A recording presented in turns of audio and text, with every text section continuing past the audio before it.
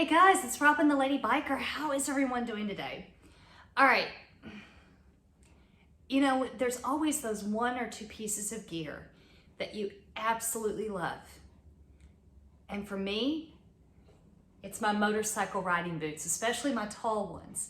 But today, especially since it's a little wet and I can't get out and ride easily, I thought I'd come to you today and talk to you about why these boots are the ones I prefer to ride in. It's a 2-year review of my Harley-Davidson Motorcycle Riding Boots. Come on, let's talk about them.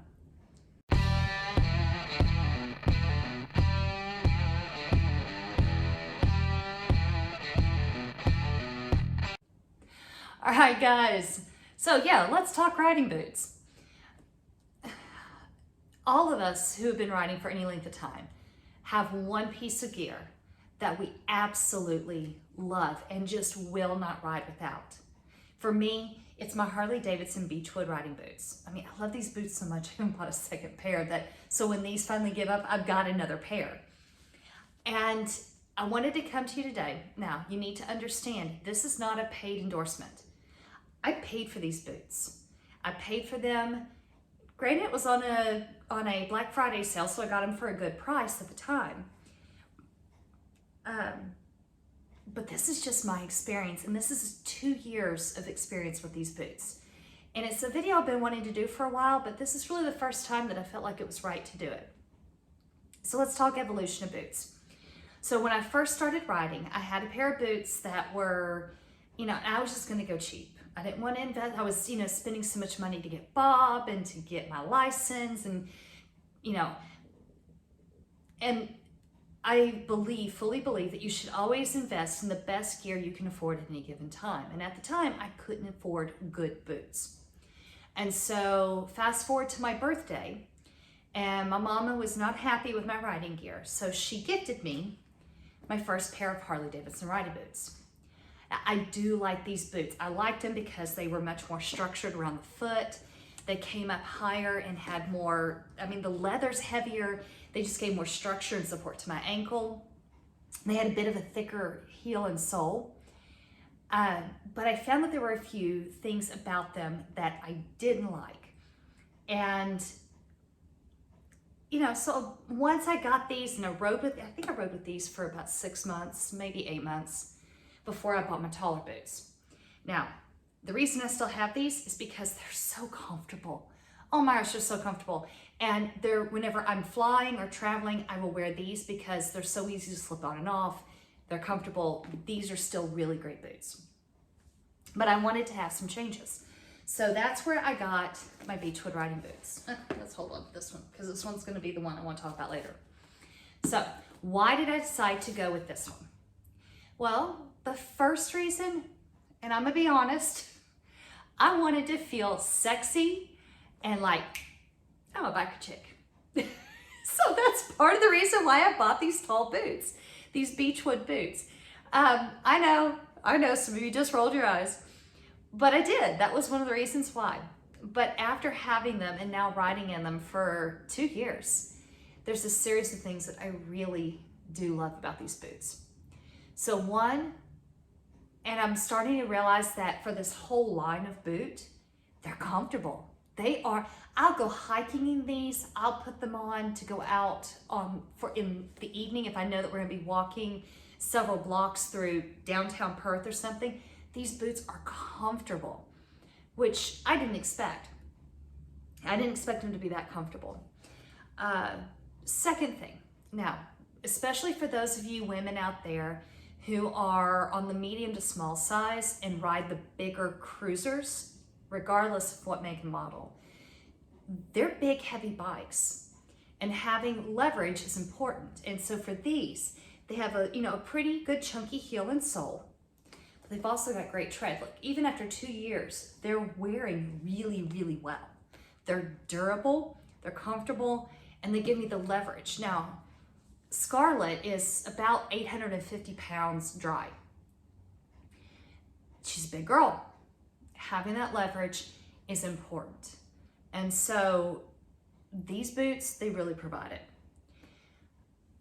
And they still have that good heavy leather. So The other thing, oh, heavy leather. Let's talk about that and why having them even come up tall are so important.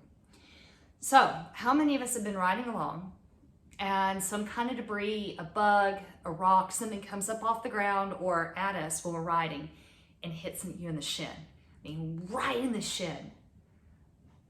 Ouch, done it more than once. And so having these taller boots with a thicker leather, especially up on my shin and around my calf, they're protective. I am really surprised at how good they are in that respect, because any type of debris, heat from the motor, heat from the pipes, I don't feel it.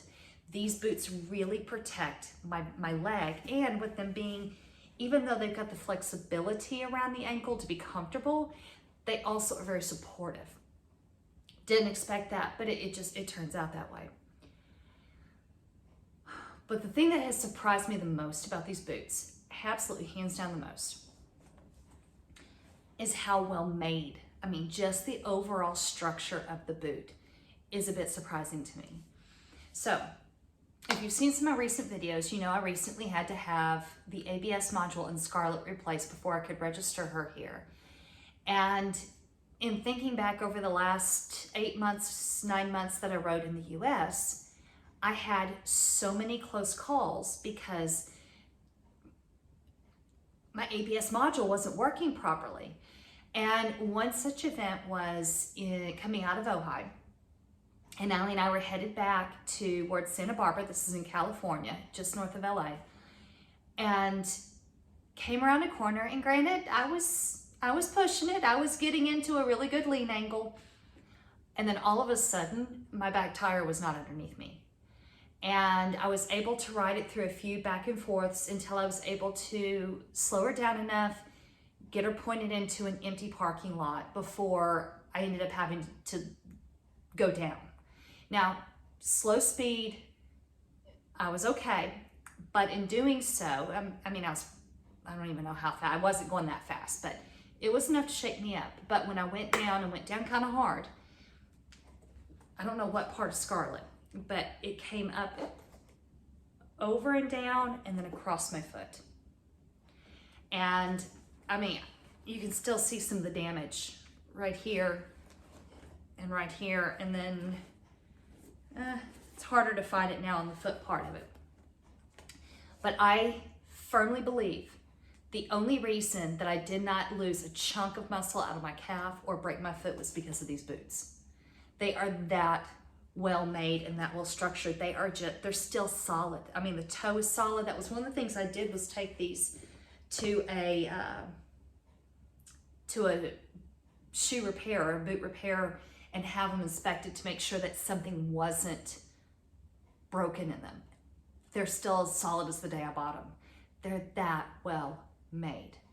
So guys, I mean, that's a number of things that are very, very positive about these boots. To be fair, there are some negatives. One, like anything with Harley-Davidson, nothing is cheap. And these boots they're not cheap. They are on the upper end of the spectrum. However, one of the pieces of advice that I was given, and I completely agree with it, at any given time, buy the best gear you can afford. So when I could afford these and I was able to get them on the sale, I went ahead and did it. But even at that, they're still on the upper end of the spectrum of riding boots. So that's a drawback. They are a little bit more expensive. Another thing, because they are so tall, in the summer months, I mean, as soon as I get to wherever we are going, I want to come out of my riding pants and I want to put on shorts or my camp pants, you know, some kind of like water shoe or flip-flop thongs. You know, I want to be, they are warm, especially in the summer months. So, you know, there are some pluses and negatives, but just like anything with any of our riding gear, you know, whenever it's in the middle of summer, even with the mesh jackets, as soon as we get to where we're going, we want to take those off because they are hot. So anyway, guys, that is my thoughts on my Harley-Davidson Beechwood tall riding boots. Guys, at the end of it, what it comes down to is There's a lot of things with Harley that I go, okay, yeah, and I'll go to an aftermarket. Shh, I'm really looking at the Reinhardts for slip-on pipes whenever I do that upgrade for Scarlett. But then there's some things that they do really well. And I have to say, as far as all the Harley-Davidson clothing, their boots are worth it, because I've got 2 pair. I've owned both of them for well over 2 years. Well, these for well over 3, and these now for 2. I'm still wearing them, I'm still using them. They are still solid, awesome boots. So guys, let's talk about riding gear. I know I'm looking to upgrade my summer riding gear, my mesh jacket and riding pants.